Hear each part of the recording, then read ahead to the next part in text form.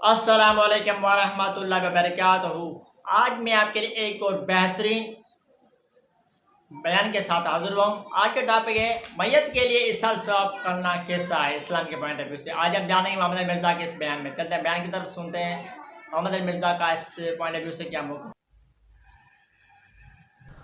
صحیح مسلم میں حدیث ہے کہ اللہ کے محبوب صلی اللہ علیہ وآلہ وسلم فرماتے ہیں کہ مردے کو کے مرنے کے بعد اس کے سارے اعمال منقطع ہو جاتے ہیں سوائے 3 اعمال کے۔ نمبر 1 صدقہ جاریہ، یعنی اس نے اپنی کوئی زندگی میں صدقہ جاریہ کا کام کیا تھا جو اس کے مرنے کے بعد بھی لوگ اس کے بینیفیشری ہیں۔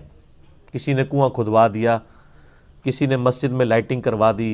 لائٹنگ یہ جلسوں والی نہیں، یہ والی لائٹ جس کی ضرورت ہے، یا مسجد میں کسی نے سب بچھوا دی، ایئر کنڈیشن لگوا دیا، یا کسی غریب بچے کا خرچہ، اس طرح کی جو بھی چیزیں۔ دوسرا فرمایا کہ علم کی بات، جیسے امام بخاری امام مسلم نے فوت ہوئے 200 سال ہونے والے ہیں، 1200 سال، 256 ہجری میں فوت ہوئے امام بخاری، 261 میں امام مسلم، آلموسٹ 1200 سال ہونے کو آئے ہیں، لیکن ان کی تعلیمات سے ان کے جو علمی ان کی جو کنٹریبیوشن تھی آج تک لوگ فائدہ اٹھا رہے ہیں۔ آج بھی جب بخاری شریف پڑھی جائے گی ان کو ثواب ملے گا، یہ ان کے اپنا اعمال ہے۔ ظاہر ہے وہ تو ان کی اپنی کنٹریبیوشن ہے، لاجیکل ہے کہ ایک بندے نے صدقہ جاریہ کیا یا اس نے کوئی علمی کاوش کی ہے تو اس کو ثواب ملنا چاہیے کیونکہ اس کی کنٹریبیوشن ہے۔ تیسری چیز اللہ کے محبوب صلی اللہ علیہ وآلہ وسلم کی اسی حدیث میں صحیح مسلم میں آتا ہے کہ تیسری چیز جو ہے وہ نیک اولاد ہے جو اس کے لیے دعا کرتی ہے مرنے کے بعد۔ ویسے تو دعا تو سب کی لگتی ہے، لیکن نیک اولاد چونکہ اس کی انویسٹمنٹ ہے وہ صدقہ جاریہ ہے۔ نیک اولاد کے اعمال کا آٹومیٹک ثواب ماں باپ کو مل جاتا ہے، اور ان کی دعا اس لیے بھی کہ وہ ظاہر دل سے کریں گے۔ جس بندے کو آپ نے پیسے دے کے اور خدمت کے لیے بلا کے دعا کروائی ہے گھر میں، یا کوئی 30-40واں جو آپ نے رسومات بنائی ہوئی ہیں، اس کو کیا ایسے غرض ہے کہ اس کی بخشش ہوئی ہے یا نہیں ہوئی ہے؟ وہ تو اپنے پیسے کے لیے آیا ہوا ہے۔ تو نیک اولاد جو دعا کرتی ہے اس میں الفاظ ہیں۔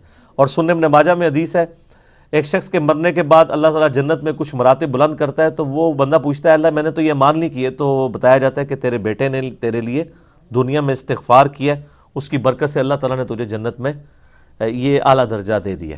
یہ اتنا فائدہ ہوتا ہے، اس لیے اولاد کی ایسی تربیت ہو، دینی تربیت ہوگی تو مرنے کے بعد دعا کرے گا۔ اسی طریقے سے میت کی وفات کے بعد اس کی طرف سے آپ جو صدقہ اور خیرات کرتے ہیں اس کا ثواب بھی اسے ملتا ہے، وہ کوئی بھی کر سکتا ہے۔ وہ صحیح بخاری کے اندر حدیث موجود ہے، سعد ابن عبادہ کہتے ہیں میں یعنی سفر پہ تھا اور پیچھے سے میری ماں فوت ہو گئی، اللہ کے نبی علیہ السلام میں چاہتا ہوں کہ میں ان کی طرف سے کچھ صدقہ اور خیرات کروں، کیا ان کو نفع ملے گا؟ تو آپ نے فرمایا ملے گا۔ تو انہوں نے کہا یا رسول اللہ میں ایک پھر کنواں کھدواتا ہوں۔ اس کنویں کا نام ہی پڑ گیا ام سعد کا کنواں، ٹھیک ہے، اور آپ نے فرمایا اس کا نفع بھی اسے ملے گا۔ سنن نسائی کے اندر پوری ڈیٹیل موجود ہے۔ بعض لوگ کہتے ہیں کہ انہوں نے وصیت کی تھی، ایسا نہیں ہے، سنن نسائی میں پوری ڈیٹیل ہے کہ جس سے ثابت ہوتا ہے کہ یہ ایکسکلوسیولی انہوں نے ہی خود ڈیسیژن لیا تھا، تو ثواب ملے گا۔ اسی طریقے سے حج بدل ہے، وہ بھی تو آپ میت کا کرواتے ہیں نا، تو اس کا ثواب بھی اسے ملتا ہے۔ لیکن یہ جو آج کل یعنی ٹی سی ایس ثواب کرنا شروع کر دیا نا، اتنی دفعہ کلمہ پڑھ کے، اتنی دفعہ قرآن پاک پڑھ کے بخش دیں، جو ہمارے دیوبند کے ہاں تو وہ دعا کے نام سے چل رہا ہے، بریلویوں کے ہاں تیجا چالیسواں کے نام سے چل رہا ہے، اور اہل حدیث بھی بیچارے دبک کے یہ کام وہ بھی کر رہے ہیں کسی اور نام کے ساتھ۔ اس کی کوئی اصل نہیں ہے۔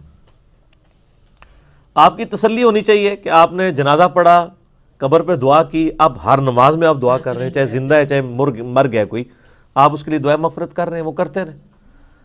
صدقہ اور خیرات کریں، ضرور کریں، لیکن آپ یعنی پیسے دے کے، یعنی ہمارے جہلم میں تو یعنی بہت عرصہ پہلے تو 300 روپے ریٹ تھا ایک قرآن کا، آج کل ہو سکتا ہے ذرا پیٹرول بھی مہنگا ہو گیا تو 500 ہو گیا ہو، تو آپ یعنی اس حساب سے قرآن پڑھوا کے تو وہ بخشوا سکتے ہیں، لیکن اس کا کوئی فائدہ تو نہیں ہے۔ جس بندے نے پوری زندگی خود قرآن کھول کے پڑھا نہیں ہے، اس کے مرنے کے بعد آپ کتنے قرآن پڑھ کے اسے بخشیں گے اور کیا فائدہ ہوگا؟ یعنی یہ تو پڑھنے والوں کو بھی خود شرم آنی چاہیے۔ تو باقی رہا دعا، ظاہر ہے جو بندہ مر گیا اب دنیا میں تو نہیں آ سکتا، اب اس کے لیے زیادہ سے زیادہ یہی ہو سکتا ہے کہ اس کے لیے دعا کی جائے، تو وہ تو اس کا حق ہے، اور وہ اسی آیت کے تحت ہے، سورۃ الحشر آیت نمبر 10، ربنا اغفر لنا ولاخواننا الذین سبقونا بالایمان۔ تو وہ اہل ایمان کے لیے دعا کرتے ہیں، اللہ جو فوت ہو چکے ہیں ایمان کی حالت میں ان کی مغفرت کر۔ اور اس طریقے سے آپ جب کبھی بھی قبرستان جائیں، صحیح مسلم میں دعا موجود ہے، السلام علیکم اہل الدیار من المؤمنین والمسلمین وَإِنَّا إِن شاء اللَّهُ بِكُمْ لَلَاحِقُونَ نَسْأَلُ اللَّهَ لَنَا وَلَكُمُ الْعَافِيَةَ۔ اے اہل ایمان مومنین اور مومنات جو یہاں پر دفن ہو، ہم تم پر سلامتی بھیجتے ہیں۔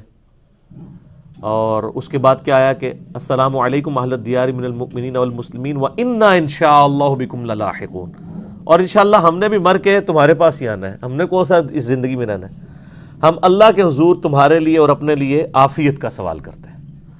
تو یہ آپ دعا کریں۔